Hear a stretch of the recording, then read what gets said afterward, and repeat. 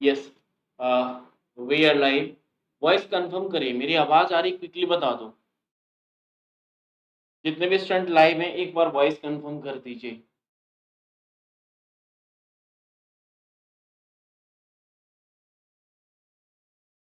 चलिए भाई, तो सेशन की करते हैं शुरुआत। आज है लेक्चर नंबर 3, यानी 3 है। तो इससे पहले 2 लेक्चर हो चुके हैं और उससे भी पहले इंट्रोडक्शन वीडियो बताया था। तो जिनको ये नहीं पता कि हम क्या करेंगे, कैसे करेंगे, क्या पढ़ेंगे, कब पढ़ेंगे, तो आज मैं रात 9 बजे एक वीडियो अपलोड किया है मैंने यूट्यूब चैनल पर, ऑफिशियल वाले पर। तो उसे आप देख लेना, ठीक है। स्टेटस भी लगा दूंगा तो वहां से भी देख लेना, ठीक है। दोनों तरीके हैं आपके पास। वैसे इंट्रोडक्शन वीडियो देख रखा है तो फिर ज्यादा जरूरत नहीं है, फिर भी किसी को लगता है तो आप देख लेना, क्योंकि आप ऑलरेडी बैच में ज्वाइंट है। दूसरी बात ये कि ये लेक्चर नंबर 3 है, यानी 2 सेशन ऑलरेडी हो चुके हैं। पहला सेशन जो हुआ था उसमें हमने कंप्यूटर सिस्टम के बारे में देखा था, और कंप्यूटर सिस्टम क्या होता है, क्या उसकी विशेषताएं हैं, कॉम्बिनेशन क्या क्या होते हैं, इतिहास क्या कहता है, टाइप ऑफ कंप्यूटर कौन कौन से होते हैं, जनरेशन ऑफ द कंप्यूटर कौन कौन सी हैं, और component of the computer system, ये फिर हमने पहली क्लास में समझा था। और कंपोनेंट को जब हमने ध्यान दिया था तो कंपोनेंट में हमें इनपुट आउटपुट, सीपीयू, प्राइमरी और सेकेंडरी मेमोरी मिला था। कल का जो सेशन हुआ था, जो लेक्चर नंबर 2 था, उसमें हमने कंप्लीटली सीपीयू के बारे में समझा था, और सीपीयू के बाद हमने कंप्यूटर बसेस के बारे में देखा था। अगर कल का थोड़ा सा मैं समराइज करूं, तो कल हम, या फिर रिवीजन बेसिस पर देखें, तो जब हम कल सीपीयू को समझ रहे थे तो सीपीयू को हमने अलग अलग नाम से बोला था। जैसे सीपीयू को हम प्रोसेसर भी कहते हैं, माइक्रो प्रोसेसर भी कहते हैं, सेंटर प्रोसेसर भी कहते हैं। सर ये काम क्या करता है, यानी हमारे कंप्यूटर के अंदर या फिर बाहर जितनी भी प्रोसेसिंग, जितनी फंक्शंस हैं, सबको रेगुलेट करने का काम इसी का होता है। अगर हम कंपोनेंट की बात करें तो कंपोनेंट आपने भी कल कमेंट बॉक्स में बताया था सर, 3 कंपोनेंट होते हैं। सीयू था, एएलयू था और रजिस्टर्ड था। अगर हम स्पीड की बात करें तो क्लॉक स्पीड हमने लिखा था, और मेजरमेंट की यूनिट हमारे पास 3 थी। अगर आपको सीपीयू की मेजरमेंट यूनिट पता है, एक बार मुझे कमेंट बॉक्स में बता दीजिए। जितनी आपको पता है, 3 है, तो तीनों में से कौन सी आपको पता है उसे कमेंट बॉक्स में लिख दो, ठीक है। उसके बाद हम आगे गए तो हमने कंपोनेंट से चीजें स्टार्ट की, लेकिन उससे पहले हमने टाइप ऑफ प्रोसेसर को भी समझा था, जिसमें जर्नल का मेन एग्जांपल था। वैसे 2 और थे जो स्पेसिफिक केस में यूज होते थे, लेकिन जर्नल को हमने माइक्रो प्रोसेसर, एम्बेडेड प्रोसेसर, हमारे पास एम्बेडेड के बाद माइक्रो कंट्रोलर था, डिजिटल था और मीडिया था। ये 5 हमने देखे थे। माइक्रो प्रोसेसर और माइक्रो कंट्रोलर को हमने ज्यादा डीप में समझने का प्रयास किया था, क्योंकि एम्बेडेड सिस्टम में जो प्रोसेसर यूज होता है वो माइक्रो कंट्रोलर, जैसे हमारा वॉशिंग मशीन, एसी, फ्रिज, ये सारी डिवाइसेस थी। और जो कंप्यूटर में प्रोसेसर यूज होता है उसे हम माइक्रो प्रोसेसर के नाम से, हम सीपीयू का नाम देते हैं।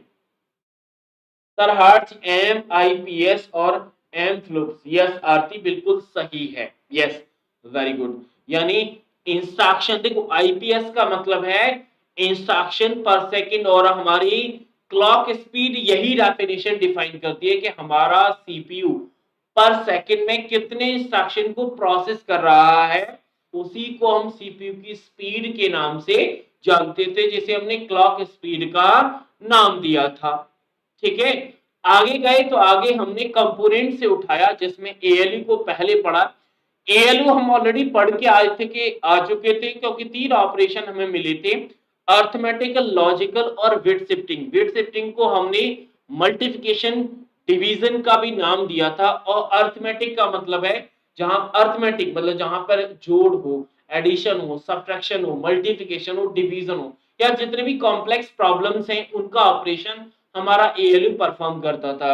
अगर हम लॉजिकल की बात करें तो लॉजिकल में डेटा का सिलेक्शन कर रहे हैं, ट्रांसलेटिंग कर रहे हैं, मर्जिंग कर रहे हैं, कंप्रेशन कर रहे हैं, ये सारी चीजें, और गेट, चाहे वो नॉर हो, एक्सॉर हो, या फिर और हो, एंड हो, ये सारे गेट भी, लॉजिकल गेट हमारे एएलयू द्वारा परफॉर्म होते थे। और हमने ये भी समझा था कि जितना भी परफॉर्मेंस वाला या जितना भी ऑपरेशन वाला काम है वो एएलयू ही करता है। साथ ही साथ में मशीन साइकिल के हमने स्टेप भी देखे थे। अब मैं पूछना चाहता हूं आपसे कि हमने मशीन साइकिल के कितने स्टेप पढ़े थे, क्विकली कमेंट बॉक्स में बता दीजिए। अगर मैं स्टेप 1 की बात करूं तो स्टेप 1 का नाम था सर, इंफॉर्मेशन को फैच किया जाता है कहां से, मेन मेमोरी से, क्लियर। उसके बाद सेकंड स्टेप था जहां पर हमने फैच इंफॉर्मेशन, उन्हें हम डिकोड करते थे कमांड्स में, कहा करते थे, यानी सेकंड में क्या होता था सर, डिकोड होता है किसको, जो इंस्ट्रक्शन हमने फैच किए उनको कमांड में हम डिकोड करते हैं। तीसरा स्टेप था जिसमें हमने जो कमांड डिकोड किए हैं उन पर ऑपरेशन को परफॉर्म करते थे, जिसे हम ऑपरेंट भी बोलते हैं। ऑफ कोड ऑपरेंट दो शब्द हमने देखे थे। ऑफ कोड का मतलब था कि वो इंस्ट्रक्शन जिसे सीपीयू परफॉर्म कर रहा है या प्रोसेस कर रहा है। ऑपरेंट का मतलब था कि सीपीयू उस इंस्ट्रक्शन पर आखिर कौन सा ऑपरेशन कर रहा है, एडिशन कर रहा है, सब्ट्रैक्शन कर रहा है, मर्जिंग कर रहा है, ये ऑपरेंट है हमारे, ठीक है ना। एग्जीक्यूशन तीसरा स्टेप था जहां पर ऑपरेशन को परफॉर्म किया जाता था। और चौथे स्टेप में हमने स्टोर को पढ़ा था।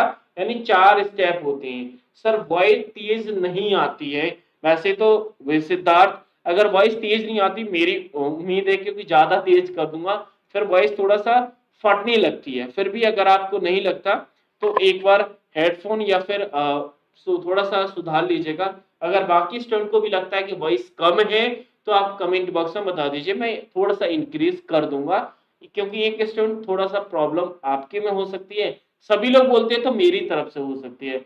अगर बाकी स्टूडेंट को भी लगता है वॉइस कम है तो एक बार कमेंट बॉक्स में बता दीजिए, ठीक है। चलिए एएलयू के बाद हम गए थे सीयू के पास, और सीयू था इंचार्ज, चाहे तो प्रोसेसर के अंदर या एक्सटर्नल हमारी प्रोसेसिंग पूरा इंचार्ज यही रहता है, हमारी कमांड को एक्सेप्ट करना, उनको अंडरस्टैंड करना, एग्जीक्यूट करने के लिए प्रदान करना, ये सारा काम सीयू करता था, जिसे हम कंट्रोल यूनिट का, यानी एएलयू जो ऑपरेशन परफॉर्म कर रहा है किसकी देखरेख में हो रहा है सर, सीयू की में हो रहा है, ठीक है ना। उसके बाद तीसरा कंपोनेंट हमें मिला था जिसका नाम रजिस्टर था। रजिस्टर को हम मेमोरी या फिर स्टोर यूनिट के नाम से जानते थे, सिंगल बिट स्टोरेज होता है, वो सबसे ज्यादा स्पीड भी इसी मेमोरी की होती है। मेमोरी पढ़ोगे तब आप आगे समझ में आएगा कि हमारी स्पीड क्यों ज्यादा होती है, ठीक है ना। अब रजिस्टर्ड हमने स्टोरेज देख लिया, रजिस्टर्ड के ऑपरेशन भी हमने देखे थे, चाहे वो फैच हो, डिकोड हो, ये सभी उसी के अंदर होते हैं, हमारा एग्जीक्यूशन भी, ठीक है। उसके बाद कुछ कॉमन रजिस्टर जो कि सबसे कंफ्यूजिंग वाला पार्ट था, जिसमें एसी था, जिसे हम एक्यूमुलेटर कहते थे, और एसी को ही हमने इंटरमीडिएट रिजल्ट को स्टोर करने के लिए यूज किया था। दूसरा हमारा पीसी था, पीसी को हम प्रोग्राम काउंटर कहते हैं। सर ये मेमोरी की उस लोकेशन को स्टोर होल्ड कराता है, उस एड्रेस को स्टोर करा मतलब कैरी करता है जिसमें नेक्स्ट इंस्ट्रक्शन स्टोर है, क्योंकि हमारा प्रेजेंट में जो एग्जीक्यूशन स्टोर हो रहा है, जो प्रोसेसर जो इंस्ट्रक्शन एग्जीक्यूट कर रहा है, उसके बाद नेक्स्ट इंस्ट्रक्शन की लोकेशन को, जहां पर मेमोरी में जिस एड्रेस पे स्टोर है उसको कैरी करने का काम पीसी करता था। बाकी टेम्पररी के लिए यूज होता है।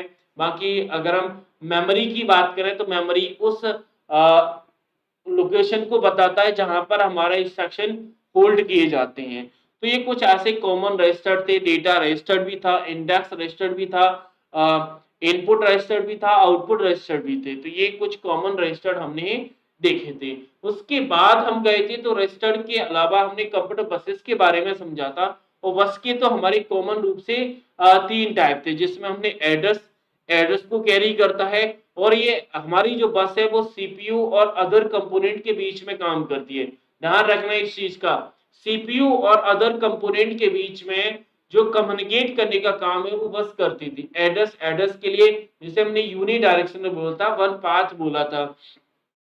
उसके बाद अगर हम मेमोरी की बात करें तो सॉरी एड्रेस हो गया, जिसे मेमोरी भी बोलते थे, क्योंकि एड्रेस भी दो प्रकार के, कल भी बताया था, फिजिकल जिसे मेमोरी एड्रेस भी कहते हैं और लॉजिकल जिसे आईपी एड्रेस कहते हैं।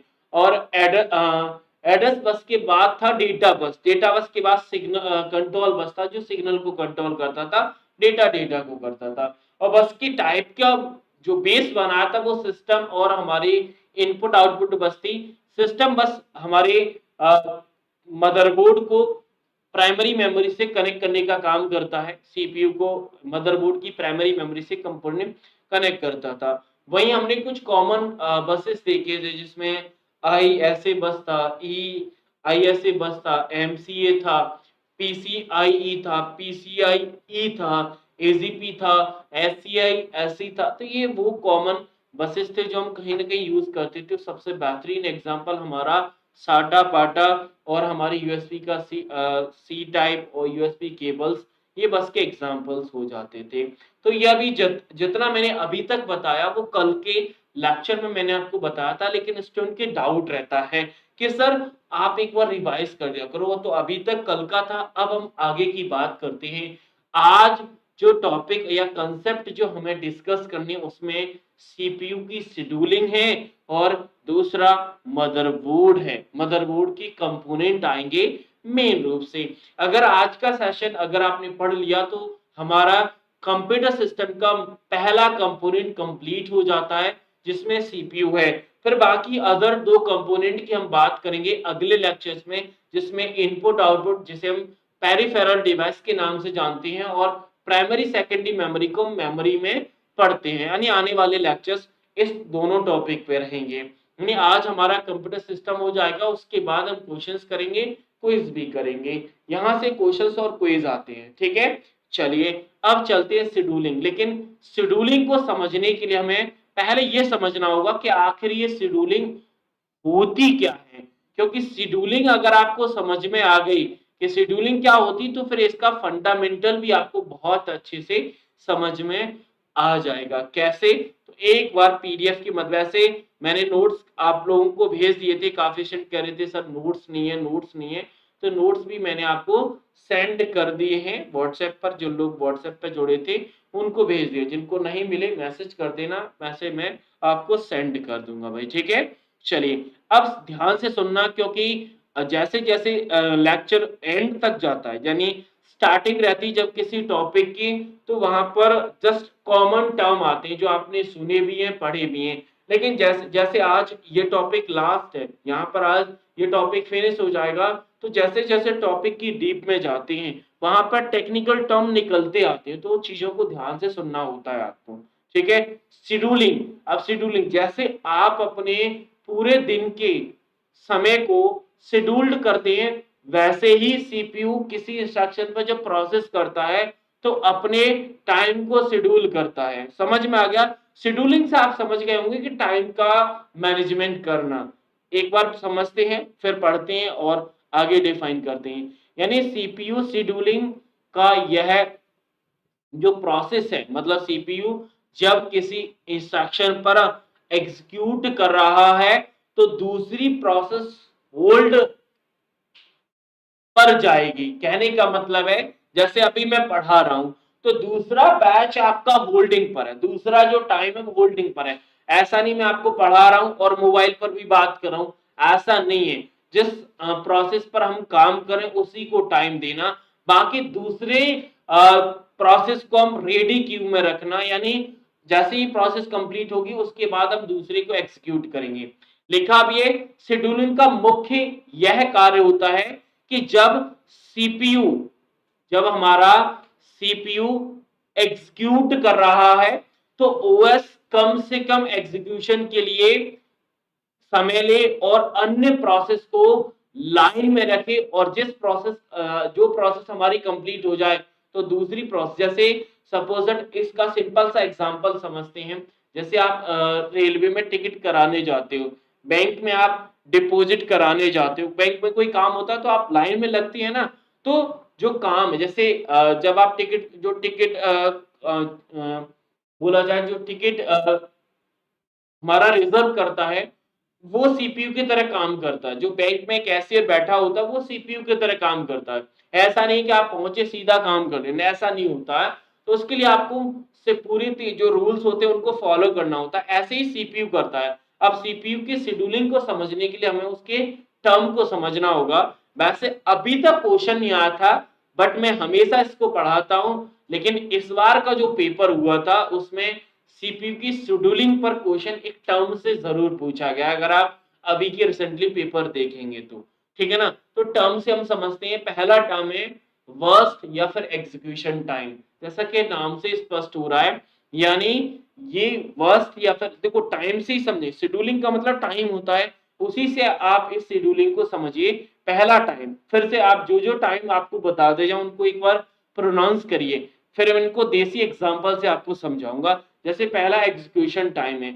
एग्जीक्यूशन का मतलब है कि जब किसी इंस्ट्रक्शन को, जब किसी प्रोसेस को कंप्लीट करने के लिए जो समय है, जो आवश्यक समय है, उसे हम एग्जीक्यूशन टाइम कहते हैं। यानी जैसे अभी मैं आपको पढ़ा रहा हूं तो ये मेरा एग्जीक्यूशन टाइम है। अगर यहाँ पर मैंने थोड़ा सा ब्रेक लिया, फोन पर बात किया, तो ये मेरा एग्जीक्यूशन टाइम नहीं है। आप बैंक में जाते हैं, डिपॉजिट करते हैं, तो वहां पर जो आपके डिपॉजिट करते समय जो टाइम यूज किया जा रहा है वो आपका एग्जीक्यूशन या फिर बर्स्ट टाइम है, रनिंग टाइम भी इसे हम कहते हैं। बाकी टाइम आपके अदर नाम से जाने जाते हैं। जैसे नेक्स्ट हमारा फिनिश टाइम। फिनिश टाइम का मतलब है कि जब प्रोसेस हमारी कंप्लीट होती है, वो सिस्टम से बाहर आती है। जैसे आप बैंक में पैसा जमा करने गए, तो बैंक में पैसा आपका जमा हो गया, बैंक से बाहर आ गई, तो वो फिनिश टाइम होगा कि आपका किस समय पर आपका काम कंप्लीट हुआ है। यानी सीपीयू ने उस प्रोसेस को कब कंप्लीट किया, कब वो सिस्टम से बाहर आई। नेक्स्ट है अराइवल टाइम। अराइवल का मतलब क्या होता है, यानी आने वाला टाइम। यानी सीपीयू में कोई प्रोसेस कब आई, कब आपने उसे रेडी क्यू में लगाया। अब ये रेडी क्यू में नहीं लगाता, ओएस लगाता है। उसके बाद है कंप्लीशन टाइम। कंप्लीशन टाइम का मतलब है कि वह समय जिस प्रक्रिया पर उसका एग्जीक्यूशन पूरा होता है। मतलब हमारा एग्जीक्यूशन एग्जीक्यूशन टाइम तो समझ गए, लेकिन हमारा कंप्लीशन टाइम का मतलब है कि हमारे प्रोसेस को कंप्लीट होने में कितना समय लगा, पूरा का पूरा। उसके बाद आता है turn around time. Turn around time, completion time मतलब पूरा आप जैसे मैं एग्जांपल दूं आपको, आप बैंक में जैसे 11 बजे गए और आपका डिपॉजिट हुआ 11:30 बजे, तो आपको पूरा समय कितना लगा सर, आधा घंटा लगा। तो कंप्लीशन टाइम का मतलब है कि आप उस सीपीयू को उस प्रोसेस पर एग्जीक्यूट करने में कितना समय लगा, चाहे तो उसने एंट्री की हो, फिनिश किया हो, ये कंप्लीट टाइम आ जाता है। वहीं आपके एग्जाम में जो अभी पूछा गया था वो टर्न अराउंड टाइम था। टर्न अराउंड टाइम को निकालने के लिए हमें कंप्लीशन टाइम में से अराइवल टाइम को माइनस करना होता है, तब हमें टर्न अराउंड टाइम मिलता है। वहीं अगर वेटिंग टाइम की बात करें तो वेटिंग टाइम का मतलब होता है कि अगर आप टर्न अराउंड टाइम में से आपको वर्क टाइम यानी एग्जीक्यूशन टाइम माइनस कर दें तो हमें वेटिंग टाइम मिल जाता है। अब अगर मैं इसे सिंपल फॉर्म में आपको समझाऊं, जैसे सपोज आप बैंक में पैसा जमा करने जाते हैं। अब ऐसा तो है नहीं कि बैंक में आप गए तुरंत आपका पैसा डिपॉजिट हो जाता है, कभी नहीं होता। आपने देखा हमेशा लाइन में लगना पड़ता है। तो आप बैंक में जैसे 11 बजे गए तो आपका जो अराइवल टाइम है वो आपका 11 बजे हो गया। ठीक है। अब जैसे जैसे आप लाइन में लग गए, अब आपका एग्जीक्यूशन टाइम आया, जैसे सपोज दैट आपका नंबर आया 11:20 पर आया, लेकिन आपने जो फॉर्म भरा था उसमें कुछ मिस्टेक हो गई, कुछ गलतियां हो गई। तो आपने जैसे बातचीत की, 2 मिनट में पता चला कि आपने फॉर्म में कुछ गलती कर दी है। तो 11:22 पर वो कैशियर जो बैठा है, जो सीपीओ हमारा है, वो बोल देगा भाई ये आप कंप्लीट करके लाइए जब आपका काम कंप्लीट होगा। समझ में आया। तो कम आप 11:20 पर बाहर आ गए, 22 पर बाहर आ गए और 1 मिनट में उस फॉर्म को आपने कंप्लीट फिर से किया, फिर आप लाइन में लग गए और आपने एग्जीक्यूशन कर लिया। सपोज दैट आपका काम 11:25 पे कंप्लीट हो गया।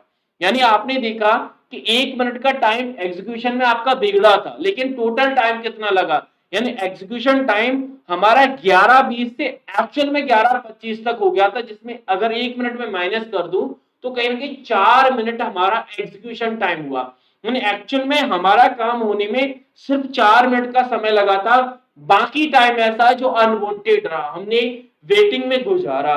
वहीं अगर हम इसको ध्यान से समझेंगे तो हमारा फिनिश टाइम क्या हुआ, फिनिश टाइम हुआ 11:25, यानी 11:25 पर आप बाहर आए तो वो फिनिश टाइम हो गया। आपका अराइवल टाइम 11 बजे, आपने एंट्री की। अगर हम कंप्लीशन टाइम की बात करें तो कंप्लीशन टाइम का मतलब है कि आपको उस प्रोसेस करने में कितना समय लगा, तो 11 से 11:25 पूरा 25 मिनट का समय लगा। अगर आप टर्न अराउंड टाइम की बात करें तो टर्न अराउंड टाइम का मतलब है कि कंप्लीशन 11:25 से अराइवल आप कितने बजे आए, तो वो हमारा वह समय जिस प्रक्रिया एग्जीक्यूशन पूरा होता है। ठीक है। ठीक है। टर्न अराउंड का मतलब है कि आप जैसे, टर्न अराउंड का मतलब है कंप्लीशन टाइम, कंप्लीशन टाइम कितना लगा था आपको 25 मिनट।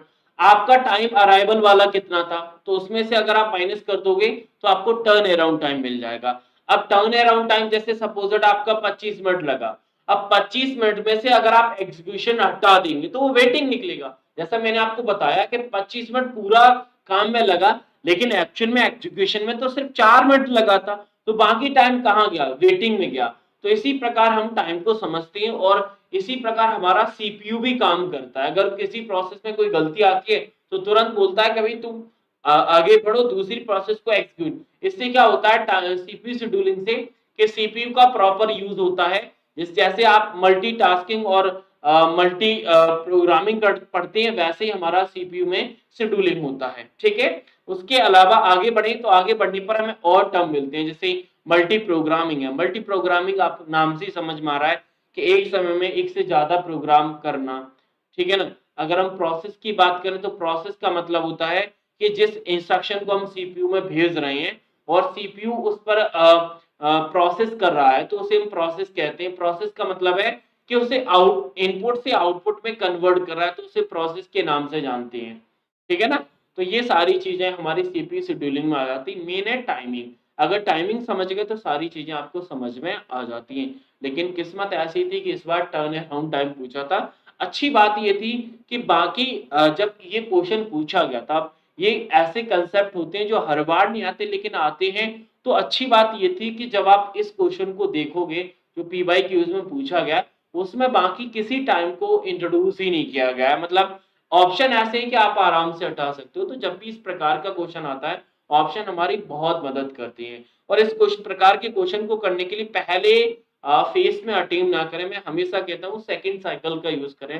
सेकंड साइकिल का मतलब ही होता है कि जब आपको क्वेश्चन नया मिले तो उसे साइड में रखो, फिर उसके ऑप्शन के साथ डीलिंग करोगे तो चीजें आपको आसानी से समझ में आएगी। अगर हम कंपोनेंट ऑफ द पीसी की बात करें, जो हमारा पर्सनल कंप्यूटर होता है, अगर हम उसके कंपोनेंट की बात करें तो उसमें हमारे जो कंपोनेंट आते हैं उसमें केस होता है, पावर सप्लाई है, मदरबोर्ड है, सीपीयू है, अडेप्टर कार्ड है, स्टोरेज है और पुट एंड केबल्स, और लास्ट में डिवाइस, डिस्प्ले डिवाइस जिसे मॉनिटर का नाम देते हैं। ये पीसी के कंप्लीट कंपोनेंट होते हैं। यहीं से हमें अगला कंसेप्ट मिलेगा, लेकिन उससे पहले हम एक बार उन सारे टर्म को भी समझ लेते हैं जो हमारे कंप्यूटर में यूज होते हैं या फिर हमें दैनिक जीवन में सुनने के लिए मिलते हैं। जिसमें सबसे पहला नंबर पे आता है केस। केस को अक्सर हम कैबिनेट के नाम से जानते हैं, आपने सुना होगा। लेकिन आजकल बोलचाल की भाषा में आप केस को सीपीयू का नाम दे देते हैं। आपने देखा है जो आपका केस होता है, सिस्टम जो हार्डवेयर होता है, उसमें पूरा का पूरा सिस्टम के जितने भी कंपोनेंट होते हैं इंटरनली हमारे असेंबल होते हैं, उसे हम कैबिनेट, केस, काफी लोगों के मुंह से आपने सुना होगा सीपीयू। जबकि सीपीयू अंदर होता है उसे हम बोल देते हैं जनरल भाषा में सीपीयू, क्योंकि मेन काम वही करता है, उसे सीपीयू का नाम दे देते हैं। ठीक है। केस क्या है, यानी जो बॉडी होता है, स्ट्रक्चर होता है, आपने देखा होगा, वो होता है हमारा केस। अगर हम पावर सप्लाई की बात करें, नाम से स्पष्ट हो रहा है, यानी जो पावर को सप्लाई, पावर सप्लाई यानी पावर जो आपके घर से, जैसे आपने प्लग लगाया तो जो पावर हमारे अदर कंपोनेंट में भेजने का काम कर रही है, वो पावर सप्लाई। अच्छा, पावर सप्लाई का शॉर्ट फॉर्म क्या होता है वो मुझे बता दो। वेरी गुड ईश्वर, वेरी गुड, आपकी दिक्कत थी, समझ में आ गया, अच्छी बात है। पावर सप्लाई का शॉर्ट नाम बता दीजिए जिसके बारे में अक्सर आप जानते हैं, पता भी चल जाएगा। चलिए, पावर सप्लाई को हम पीएसई के नाम से भी जानते हैं, पावर सप्लाई यूनिट भी बोलते हैं, इसका काम क्या है सर? एसी पावर को डीसी पावर में कन्वर्ट करना, रेगुलेट करने का काम है। और जितने भी इंटरनल कंपोनेंट है हमारे कंप्यूटर के अंदर उनको पावर देता है। लेकिन पावर सप्लाई को अगर आप ध्यान से देखेंगे तो उसमें बहुत सारे कनेक्टर्स होते हैं, इसीलिए पावर सप्लाई के हम कनेक्टर के बारे में समझते हैं। पावर सप्लाई को हम एसएमपीएस क्या बोलते हैं सर? एसएमपीएस के नाम से भी जानते हैं। किसके नाम से? एसएमपीएस के नाम से भी। यूएसबी नहीं होता भाई, यूएसबी पोर्ट है भाई। यूएसबी क्यों लिख रहे हैं? हाँ सोहन बिल्कुल सही लिखा आपने, एसएमपीएस। फुल फॉर्म बताया तो फुल फॉर्म कमेंट बॉक्स में बता दीजिए। आगे चलते उन कनेक्टर की बात करते हैं जो पावर सप्लाई में होते हैं। उसमें सबसे पहले नंबर पर आता है P1। P1 का काम क्या है? P1 को अगर आप पहचानना है तो कुछ ऐसा फिगर होता है, लेकिन इसको पहचानने के लिए एक और तरीका है, जिसमें 20 पिन या फिर 24 पिन का कनेक्टर होता है। इसका काम क्या है सर? मदरबोर्ड को जो पावर देता है वो P1 कनेक्टर होता है, यानी पावर सप्लाई से जो मदरबोर्ड में पावर सप्लाई करेगा वो हमारा P1 कनेक्टर होता है। वही इसके अलावा और भी सबसे ज्यादा यही पूछा जाता है एग्जाम में। के अलावा और भी है, जैसे P4 होता है। P4 में नाम से स्पष्ट हो रहा है इसमें 4 पिन होंगी। इसका काम क्या होता है सर? इसका काम होता है कि ये हमारे प्रोसेसर को पावर सप्लाई के लिए यूज किया जाता है मदरबोर्ड के अलावा, यानी मदरबोर्ड के साथ साथ प्रोसेसर में तो पावर सप्लाई होती है, लेकिन उसके अलावा P4 से भी किया जाता है। नेक्स्ट हमारा मॉलेक्स। मॉलेक्स 4 पिन वाला कनेक्टर होता है। इसका काम है हमारी hard drive, CD drive, DVD drive, इनको पावर देने का। सीडी डीवीडी इनमें जो पावर देता है उसे हम मॉलेक्स का नाम देते हैं। कुछ इस प्रकार का इसका सिंबल या फिर कनेक्टर होता है। इसके अलावा मिनी मॉलेक्स होता है। मिनी मॉलेक्स हमारा फ्लॉपी डिस्क, एजीपी कार्ड, इनके लिए पावर सप्लाई का काम करता है। इसके अलावा सीरियल अटैचमेंट होता है और पीसीआई होता है। पीसीआई के बारे में आप बहुत अच्छे से जानते हैं, जिसे हमने कल भी देखा था। इसका काम है ग्राफिक कार्ड के कनेक्टिंग। ग्राफिक कार्ड को अगर आप पावर देना चाहते हो, और सीरियल का यूज किया जाता है हमारे हार्ड डिस्क को पावर देने के लिए। आपको फिगर से कुछ नजर आ रहा होगा। अगला कंपोनेंट मदरबोर्ड, यही मेन है आज के वीडियो का, क्योंकि मदरबोर्ड समझ में आ गया तो पूरा कंप्यूटर समझ में आ जाएगा। क्योंकि मदरबोर्ड ही वो सर्किट होता है जहां पर हमारे सारे कंपोनेंट हम इंसर्ट या फिर इंस्टॉल कराते हैं। लिखा भी है कि वो सिंगल प्लेटफॉर्म है जो कनेक्ट करता है all the part of the computer together, यानी कंप्यूटर के पार्ट को आपस में खड़े करने के लिए हम मदरबोर्ड का यूज करते हैं। मदरबोर्ड के कनेक्शन अगर आप एग्जांपल समझें, CPU, memory, hard drive, optical, हमारे वीडियो कार्ड, साउंड कार्ड, जितने भी कंपोनेंट हैं सभी इसी सिंगल प्लेटफॉर्म पर। इसीलिए आपको अगर याद हो तो मदरबोर्ड को मैं एक नाम देता हूं कि वो स्टेशन है जहां पर सारी गाड़ियां रुकती हैं। जैसे हम सीपीयू को ब्रेन ऑफ द कंप्यूटर कहते हैं, वैसे ही मदरबोर्ड को हम बैकबोन ऑफ द कंप्यूटर कहते हैं। रीढ़ की हड्डी, बिना रीढ़ की हड्डी से इंसान उठ नहीं सकता, ऐसे ही ये होता है। सबसे पहले अगर मदरबोर्ड की डेफिनेशन डिफाइन करना चाहते हो तो उसके लिए फंक्शन आपकी मदद करेंगे। फंक्शन से आप मदरबोर्ड की डेफिनेशन को बहुत अच्छे से समझ सकते हो। जैसे बैकबोन हमने समझ लिया कि बैकबोन होता है, साथ ही साथ में वो सिंगल प्लेटफॉर्म होता है जो बाकी सभी डिवाइसेस को कनेक्ट करता है। साथ ही साथ में एक और इसकी रेस्पॉन्सिबिलिटी होती है, एक और काम होता है, यानी अगर पावर का डिस्ट्रीब्यूशन करना चाहते हो हमारे अदर कंपोनेंट के बीच में, तब आप मदरबोर्ड का यूज होता है। क्यों? क्योंकि पावर सप्लाई से पावर मदरबोर्ड में जाएगी, फिर मदरबोर्ड से अलग अलग डिवाइस में पावर सप्लाई करने का काम भी यही करता है। यानी कनेक्टिविटी का काम तो करेगा ही, साथ ही में पावर सप्लाई का भी करता है। ठीक है, चलिए और है, अगर हम साइज और मतलब साइज ही आते हैं ज्यादातर, जिसमें VTX, ATX, मिनी ATX। अब ये नाम में क्यों बता रहा हूँ LPX, NLX, इसीलिए बता रहा हूँ क्योंकि कभी एग्जाम में अगर पूछा जाए कि VTX क्या है, ATX क्या है, LPX क्या है, NLX क्या है, तो समझ जाना कि मदरबोर्ड की बात हो रही है। मैंने आपको बताया था सीपीयू शेड्यूलिंग से अभी तक क्वेश्चन नहीं आया, लेकिन जब आया तो अच्छी बात ये थी कि ऑप्शन में सिर्फ यही टाइम था, बाकी टाइम नहीं थे। तो बाकी टाइम नहीं थी, तो हम आराम से हमने डिफाइन कर लिया। लेकिन अगर मदरबोर्ड की साइज से क्वेश्चन आया तो ये नाम आपकी मदद कर जाएंगे। आपको इतना जरूरी नहीं है कि VTX क्या है, ATX क्या है, इतना आपको डीप में जाने की बिल्कुल भी जरूरत नहीं। कुछ इस प्रकार का हमारा मदरबोर्ड होता है। इसमें कंपोनेंट अपने आप में डेफिनेशन को डिफाइन करते हैं, लेकिन कंपोनेंट को अगर हम ध्यान से देखें तो जो कंपोनेंट हमें मिलते हैं उसमें प्रोसेसर, इनपुट या फिर बोला जाए इंटरनल एक्सटर्नल पोर्ट होता है, वायु, CPU socket, RAM slot, expansion card slot, storage device connector, power connector, IDE connector, साटा कनेक्टर, पाटा जिसे IDE कनेक्टर कहते हैं, USB port, PS2, parallel port, com port, fire wire, south bridge, north bridge, ये सारे वो कंपोनेंट हैं जो कहीं ना कहीं हमें इस मदरबोर्ड पे मिलते हैं। बाकी फिगर में भी आपको नजर आ रहा होगा, ये देखो ये नॉर्थ ब्रिज है जो हमारे CPU की जो हीट सिंक होती है उसके साथ एम्बेड किया जाता है। नॉर्थ ब्रिज है, ये देखो ये साउथ ब्रिज है जो कि रोम के साथ, किसके साथ, रोम के साथ लगता है, रोम के साथ, ठीक है। बाकी यहाँ पर PCI स्लॉट आपको नजर आ रहा है, CMOS बैकअप बैटरी नजर आ रही है, हमारा CPU सॉकेट नजर आ रही है, सॉकेट है, हमारा CPU हीट सिंक फैन नजर आ रहा है। तो ये सारी चीजें होती हैं। और ये रैम का स्लॉट है, ये ATX पावर कनेक्टर है 20 पिन वाला, जो ये अब यहाँ पे लिखा है ना 20 पिन वाला पावर कनेक्टर। अब ये किसके लिए यूज होता है, जो पावर सप्लाई से जो कनेक्टर लगेगा, जो मदरबोर्ड में पावर सप्लाई का काम करेगा वो यहीं पे लगता है, जैसे हम P1 का नाम अभी हमने दिया था।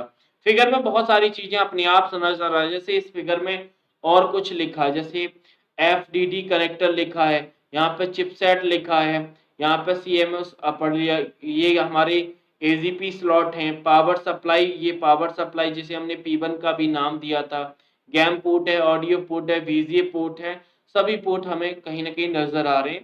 तो ये फिगर आप देखना PDF में मैंने भेजा है, वहां से आपको समझ में आएगा।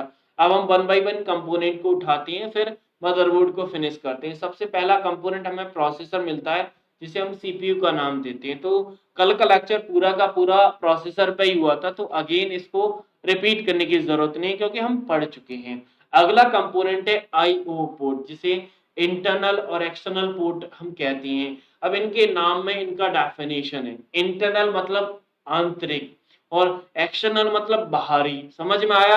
यानी इंटरनल ऐसा पोर्ट है। अब ये पोर्ट क्या होता है सर, जैसे आप अपना मोबाइल चार्ज करते हैं, आप अपने मोबाइल को PC में कनेक्ट करते हैं, आप माउस को हम लैपटॉप या PC में लगाते हैं, तो जो पोर्ट है, जो कनेक्टर है, उसे हम पोर्ट कहते हैं। यानी पोर्ट वो फिजिकल पॉइंट होता है जो एक्सटर्नल डिवाइस को या फिर किसी डिवाइस को दूसरी डिवाइस से कनेक्ट करने का काम करता है, उसे हम पोर्ट कहते हैं। पोर्ट के अलग अलग टाइप हैं, जैसे इंटरनल पोर्ट है। इंटरनल पोर्ट का काम है कि मदरबोर्ड से इंटरनल डिवाइस को कनेक्ट करना। अब इंटरनल डिवाइस कौन सी होती है, जैसे आप हार्ड डिस्क को कनेक्ट करना चाहते हैं, CD ड्राइव को कनेक्ट करना चाहते हैं, इंटरनल ब्लूटूथ को कनेक्ट करना चाहते हैं, तो वो इंटरनल पोर्ट के माध्यम से होगा। वही अगर आप एक्सटर्नल की बात करें, जैसे माउस को कनेक्ट कर रहे हैं, आप प्रिंटर को कनेक्ट कर रहे हैं, तो ये USB पोर्ट से होते हैं जो एक्सटर्नल पोर्ट में यूज होते हैं। क्लियर। यानी एक्सटर्नल डिवाइस के लिए एक्सटर्नल और इंटरनल के लिए इंटरनल। सिंपल सा डेफिनेशन है। वायोस, वायोस भी हमारा मदरबोर्ड का ही पार्ट होता है। वायोस क्या है, पहले सबसे पहले इसका इंपोर्टेंट है इसका फुल फॉर्म, जो कि मल्टी टाइम एग्जाम में पूछा जाता है और आज भी कभी भी रिपीट हो जाएगा क्योंकि इंपोर्टेंट है। अगर हम बायोस की बात करें तो बेसिक इनपुट आउटपुट सिस्टम है, जो कि बूटिंग प्रोसेस में सबसे मेन पार्ट माना जाता है, और इसे ज्यादा डीप में हम बूटिंग में पढ़ेंगे, जो कि ऑपरेटिंग सिस्टम का कंपोनेंट या पार्ट मानते हैं हम लोग। बायोस क्या है सर, बायोस एक प्रोग्राम है जो कि कंप्यूटर के माइक्रो प्रोसेसर, कंप्यूटर को चालू करने के बाद शुरू करने के लिए उपयोग होता है। यानी जैसे आप पावर ऑन प्रेस करोगे उसके बाद हमारा जो प्रोग्राम एग्जीक्यूट यानी कंप्यूटर सिस्टम चालू जो करेगा वो ये बायोस ही होता है, क्योंकि बायोस का मेन काम होता है कि हमारे जितनी भी पेरिफेरल्स हैं उनको कनेक्ट चेक करना, बेसिक इनपुट यानी जितनी पेरिफेरल्स हैं उसको अगर सही तरीके से करेक्ट है तो फिर आगे के इंस्ट्रक्शन को मूव करा, जैसे एमबीआर होता है, सीएमओएस होता है, ये आगे के हैं हमारे मास्टर बूट रिकॉर्ड वगैरह, तो हम बायोस उसमें बूटिंग में देखेंगे इनको।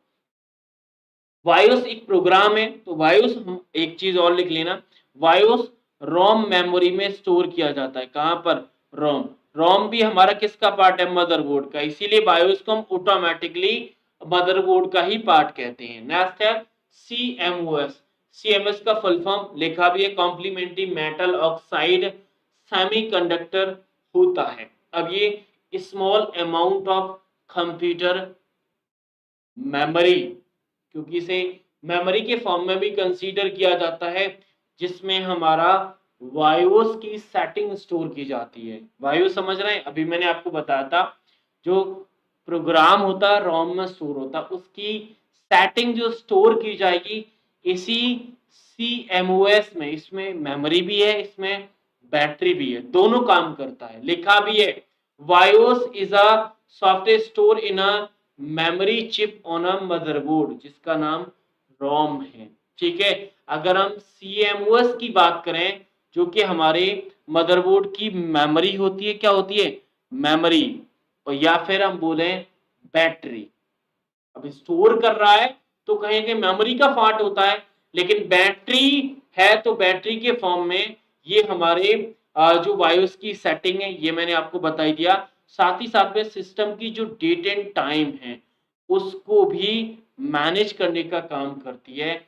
साथ ही साथ में इस जो सीएमओएस है वो हमारे साउथ ब्रिज को पावर सप्लाई का काम करती है। इसीलिए अगर आपको फिगर याद हो तो यहाँ पर मैंने ये लिखा था सीएमओएस, और सीएमएस ये बैटरी है और साउथ ब्रिज यहाँ पर है जो बिल्कुल रोम मेमोरी की तरह होता है। और भी देखेंगे साउथ ब्रिज नॉर्थ ब्रिज को तो आपको और अच्छे से समझ में आएगा। तो सीएमओएस के बारे में क्या लिखोगे सर? अगर शॉर्ट में लिखना चाहते हो तो पहला लिखो बैटरी, दूसरा कॉमा करके लिखो पावर सप्लाई,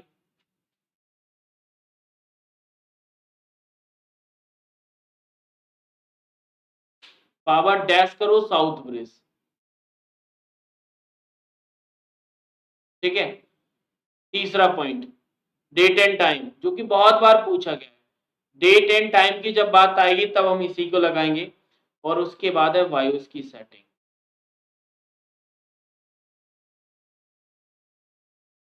कितने पॉइंट हो गए सर? 4 पॉइंट हो गए। मेमोरी भी लिखना है तो मेमोरी भी लिख लो, 5 हो जाते हैं टोटल सीएमओएस के बारे में।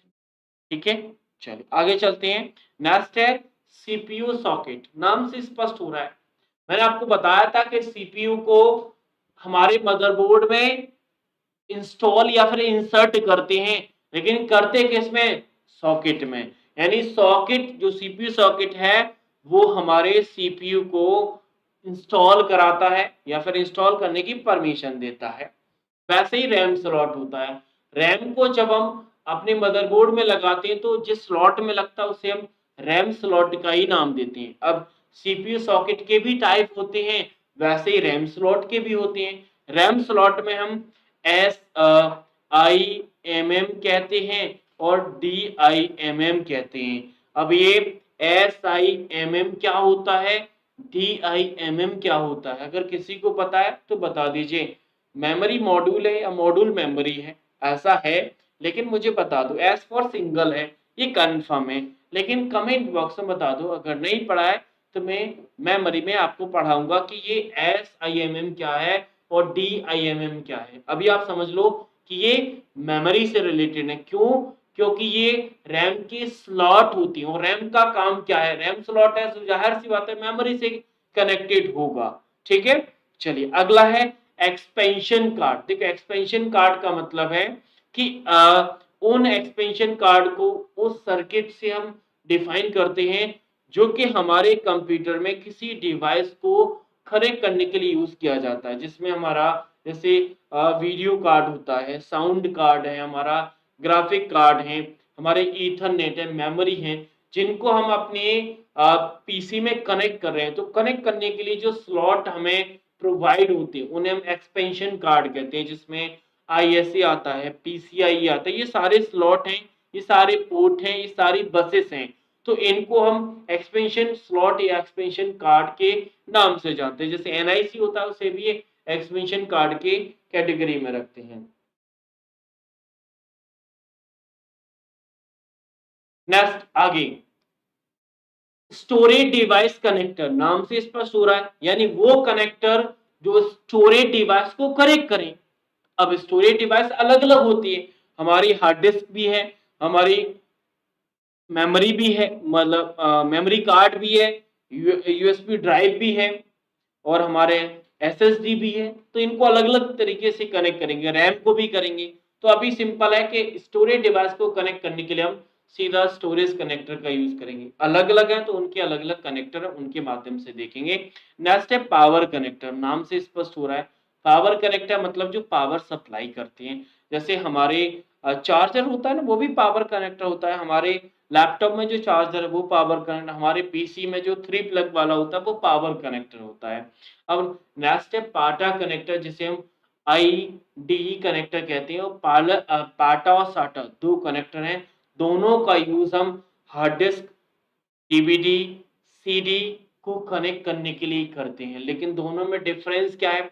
डिफरेंस ये है कि साटा सीरियल अटैचमेंट होता है और पाटा पैरेलल अटैचमेंट होता है। लेकिन पाटा को हम आईडीई भी कहते हैं, जिसका नाम इंटीग्रेटेड डिवाइस इलेक्ट्रॉनिक्स होता है। तो कभी पूछ लिया जाए कि पैरेलल अटैचमेंट को हम किस दूसरे नाम से जानते हैं, तो उसका मतलब है हम आईडीई की नाम से जानते हैं। अभी स्टूडेंट ने पूछा कि सर स्टोरेज डिवाइस कनेक्ट अब कनेक्ट कर रहे हैं, तो ये टेक्नोलॉजी जब अपडेट होती है तो इस प्रकार के कनेक्टर भी अपडेट होते हैं।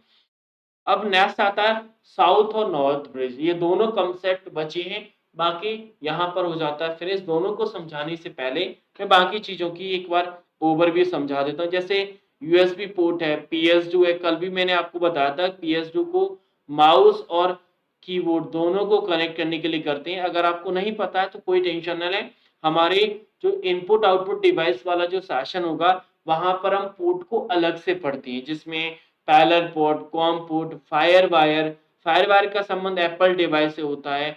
सीपीयू का जो प्रोसेसर ऑलरेडी पढ़ चुके हैं, adapter, storage device, power port and cable device, display device को हम वीडियो के नाम से जानते हैं, जिसको मॉनिटर भी कहते हैं। क्या कहते हैं?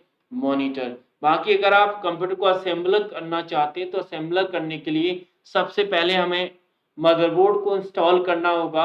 मदरबोर्ड के बाद हम मेमोरी को सेटअप कराते हैं।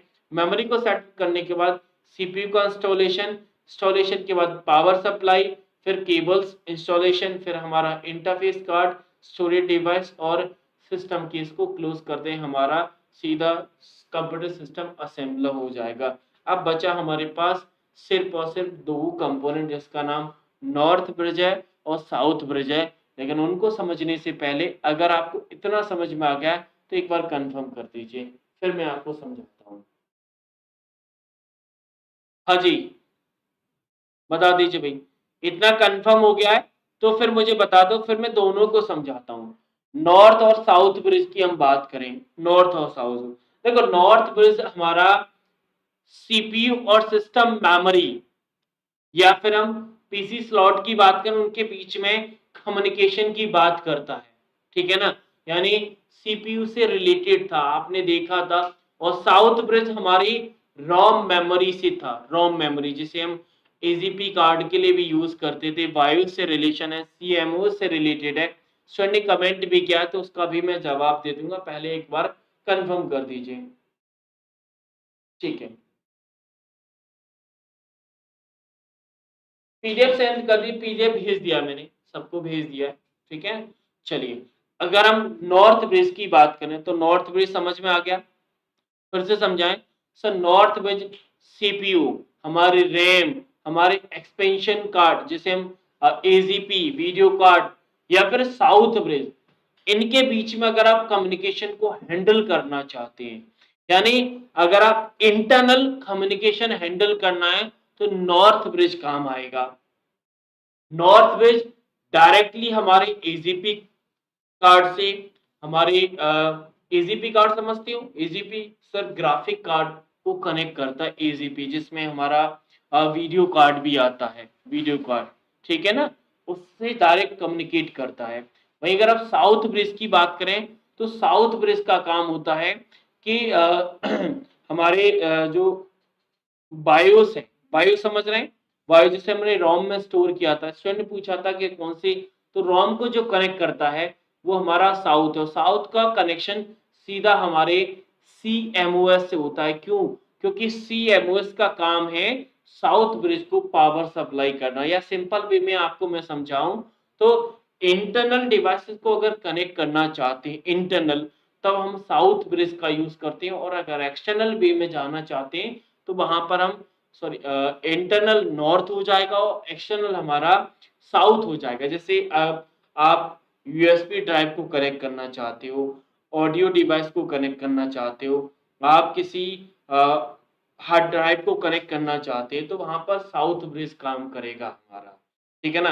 यानी कहने का मतलब हमारा मतलब ऑडियो, जो हमारा ऑडियो कार्ड होता है, हमारा USB कनेक्शन होता है, PCI स्लॉट होते हैं काफ़ी, वैसे तो PCI स्लॉट हमारे ज़्यादातर यूज़ हो जाते हैं नॉर्थ में, लेकिन अगर आप एक्सटर्नल वे में जाना चाहते हो तब वो साउथ ब्रिज में यूज़ होता है, ठीक है ना। तो सिंपल वे में क्या समझ में आया, नॉर्थ इंटरनल है और साउथ हमारा एक्सटर्नल हो जाता है। साउथ को पावर सप्लाई हमारा CMOS करता है, CMOS का सिंपल काम बायोस के सिस्टम से होता है, ठीक है। आया समझ में? तो एक बार यस, नहीं आया तो फिर से कमेंट कर दो जी।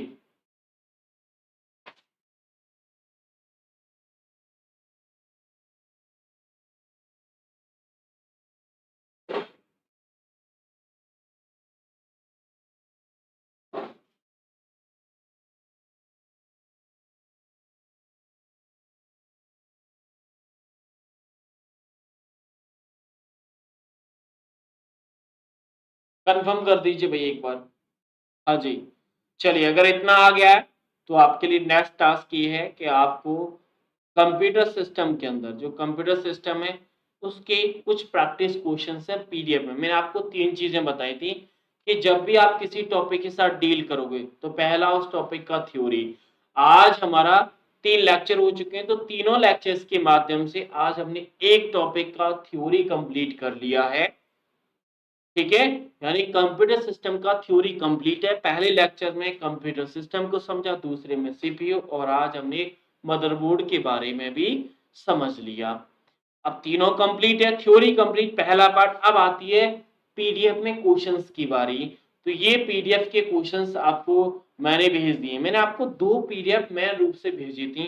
पहला एक थ्योरी नोट्स था जिसमें हर टॉपिक का थ्योरी था, मैंने एक साथ ही भेज दिया। काफी लोग मुझे इंडिविजुअल मांग रहे हैं, तो देखो भाई इंडिविजुअल तो मैं नहीं भेजूंगा। क्यों? क्योंकि प्रॉब्लम होती है, मैं हर लेक्चर के बाद आपको PDF भेजूं, कभी नहीं भेज पाऊं तो दिक्कत है, तो फिर आप मैसेज करोगे। इसीलिए मैंने एक ही बार में एक सिंगल PDF के माध्यम से हर टॉपिक का थ्योरी आपको भेज दिया, और दूसरा PDF भेजा था क्वेश्चंस वाला, जिसमें हर टॉपिक के प्रैक्टिस क्वेश्चन है, सिर्फ और सिर्फ प्रैक्टिस, क्विज अलग होती है।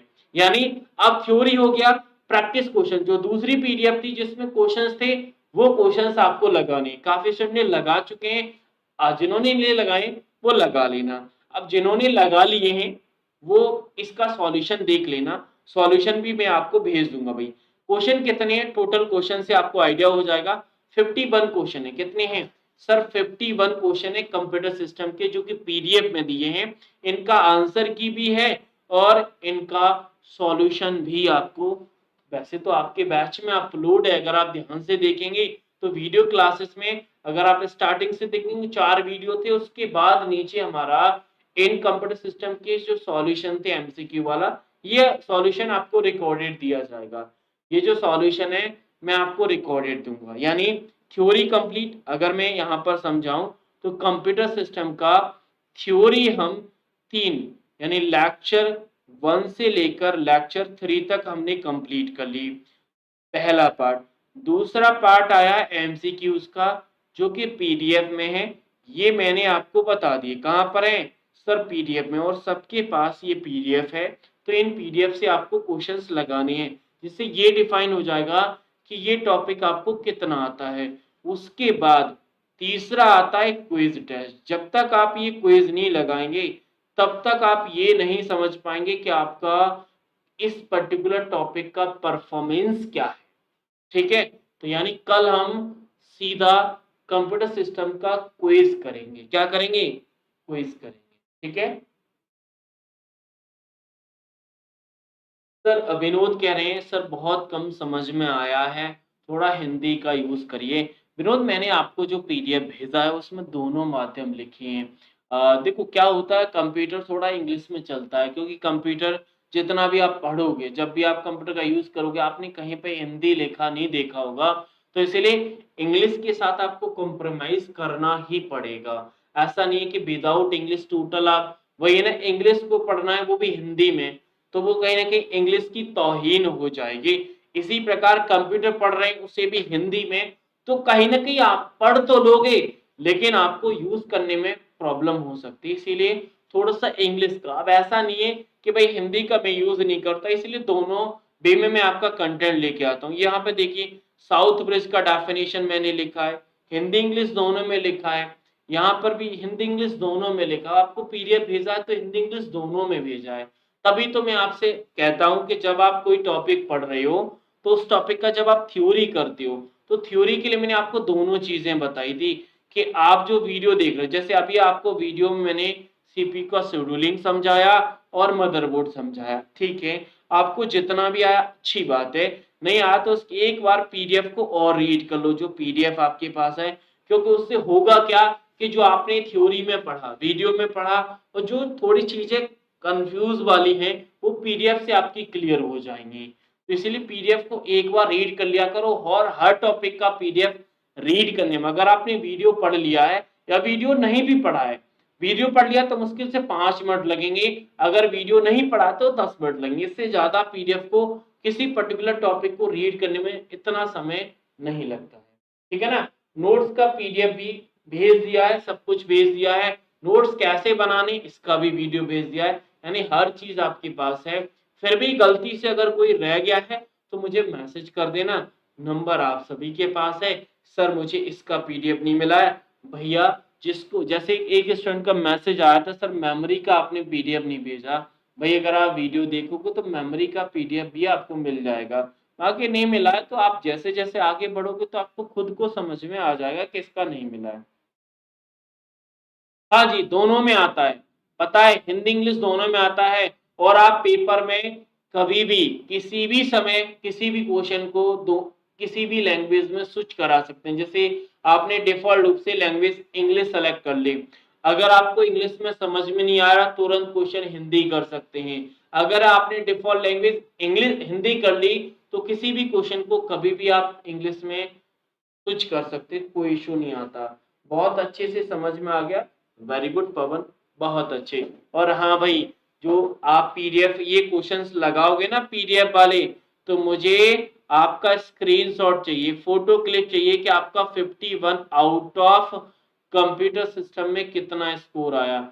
ये मुझे कहाँ करोगे? व्हाट्सएप करोगे। जो लोग व्हाट्सएप करते हैं मैं समझ जाता हूँ कि वो लोग एक्टिव हैं, और जो लोग व्हाट्सएप नहीं करते मैं समझ जाता हूँ कि आप अपने हिसाब से पढ़ रहे हैं, यानी आप एकलव्य बन गए हैं और अर्जुन बनने का प्रयास नहीं कर रहे हैं।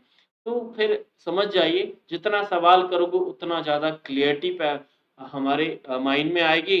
तो समझदारी यही है कि आप जो भी कर रहे हैं, जो भी पढ़ रहे हैं, जो भी टास्क लगा रहे हैं, आप मुझे सेंड करिए, अपनी रिपोर्ट मुझे बताइए, क्योंकि आप मेरे अंडर स्टडी कर रहे हो। मुझे जब तक नहीं पता होगा तो मैं प्रॉपर डिफाइन नहीं कर पाऊंगा कि आप किस लेवल पर स्टैंड कर रहे हैं।